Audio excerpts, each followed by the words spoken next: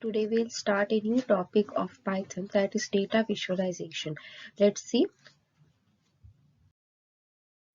So student, what is visualization? Visualization means to show something, to show some data in the form of pictorial form. Okay, in our previous data, like we have seen in data frame structure, we have seen, right? So in data frame structure, what we have done, like we are showing our data in a tabular format. Okay, in previously from data frame we have studied about data series. In data series, what we have seen, that we are showing our data in a series form.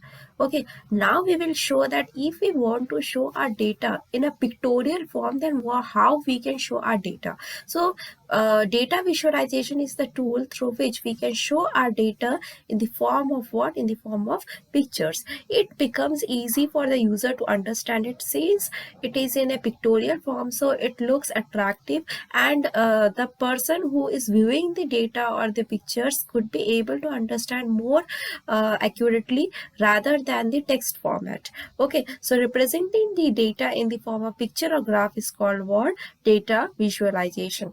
It represents the pattern, trend, correlations, etc. in data, and thereby helps decision makers to understand the meaning of data for making decision in business. So which library is used for using these pictures in Python? Matplotlib. Matplotlib is a Python library which provides many interfaces and function to present data in 2D graphics. We can say Matplotlib is a high quality plotting library of Python. In your syllabus, we will go till 2D. We will not move to 3D function, but 3D pictures are as also available in what? In your Python. Okay, so Matplotlib offers many different correlations of submodules. In your previous syllabus, the SQL correlation is also available, like CSV correlation. We have seen how to connect the CSV file with your Python data, isn't it? So that data was available, but SQL data is not available, so we will not move in that. So the linking of files is available till which CSV file is available. In your previous syllabus it was available, but when it has been reduced, so it is not available, so I'm not going with that. If so we have the time, then we will deal with it, how to connect the SQL also. Okay, so now we'll complete the first our syllabus part, then we'll move, if we have the time, then we'll move to the reduced syllabus, which all have been deducted. That syllabus also we'll see. So Matplotlib offers many different collections of submodules, like PyPlot is one such submodule. What is PyPlot now? PyPlot is a collection of methods within Matplotlib which allow user to construct 2D plots easily. Now, how you could be able to install and import Matplotlib with Anaconda? If you have installed Python using Anaconda, then Matplotlib is already installed on your computer. Okay, so using this function, you could be able to install what? Using Anaconda, it is available. As I have said earlier also, that Anaconda is a software which has the pre-installed many libraries. You don't need to install any other libraries. But if you are using the standard thing, then you have to install it using what? Pip. So with standard installation, how you could be able to? Python mpip install upip, or Python mpip install matplotlib. This two function to be used to install what? Matplotlib. If you are using simple Python version which we are using in class 11th. Okay, so that's why I have said you that you can move with Anaconda for the offline. And if you now if you are not able to install Anaconda and run that, because it needs a lot of GB or storage space in your system, so you can go easily through Google Colab, because in Google Colab it is a online software which does not need any type of library to be installed. It could able to run everything. Okay, so I think now it is very flexible for you to use Google Colab to run your programs. Okay, so for standard standard installation, you need pip to install this matplotlib, and after installation you can just import like matplotlib.pyplot. Using this command you can see that our function is working or not. Okay, so to import like pandas we were importing, no, how we are importing, import pandas as pd. Similarly, on NumPy, how we are importing, import NumPy as NP. Okay, so similarly to import matplotlib, how you could be able to import matplotlib.pyplot as PLT or anything else. PLT is just an command we are giving. You can write your own allies. Okay, as per your comfortability, you can give your name. Matplotlib.pyplot, you can give your name as anything. Okay, now basics of simple plotting.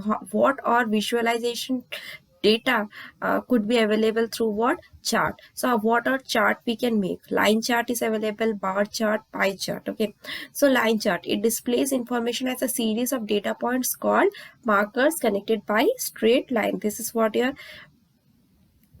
your line chart. Okay, now bar chart, it represents category wise data in rectangular bars with the length proportional to the values. It can be horizontal and vertical. See, this is what your bar chart. And next one is what? Pie chart. It is a circular chart divided into slices to represent the value or percentage. So this is what your pie chart. Okay, now we'll move one by one. So line chart or line graph. What do you mean by line chart or line graph? Line graph is a simple graph that shows the result in the form of what? Lines. Okay, to create a line graph, we need x and y coordinates. For example, like plt.plot x comma y, then color name. Okay, so this is the syntax for using what? Line chart. Okay, now plot function is used to draw line chart. In previous example we already observed this. Okay, so let us see, like this is your example.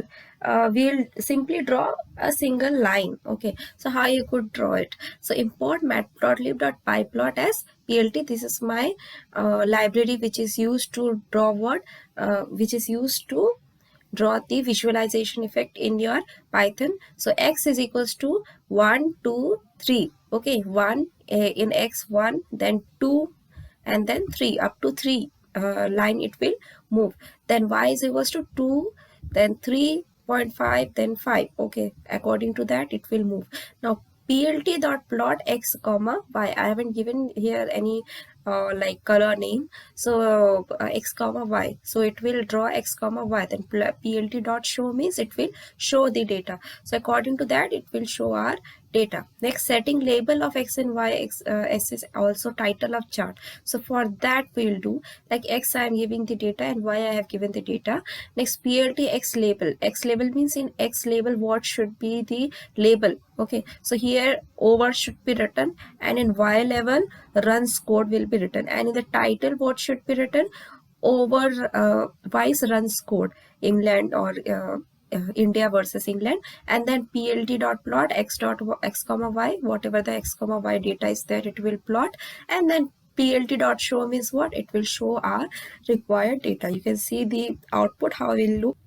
See, this is the overall output which will be shown to you. Okay, like here you can see the title is available, here the y-axis label, here x-axis label. Okay, so this is how you could be able to show your data. Label you can set. Now changing the line color, line width and line style. Okay, how you could be able to change? So here first you need to give the library, then x-axis, then y-axis you need to give, and then plt.x label. To give the label you have to write what? X label. Okay, so here you will give the x label, then y label, and then title you will give. And next you will plot x comma y comma r. Here r means what?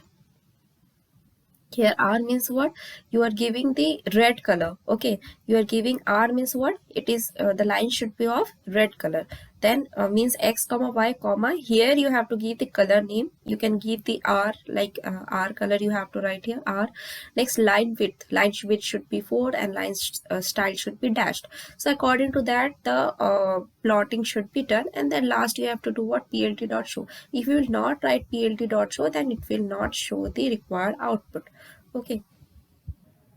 Now next is changing marker type, size and color. How you could be change the marker type, size and its color.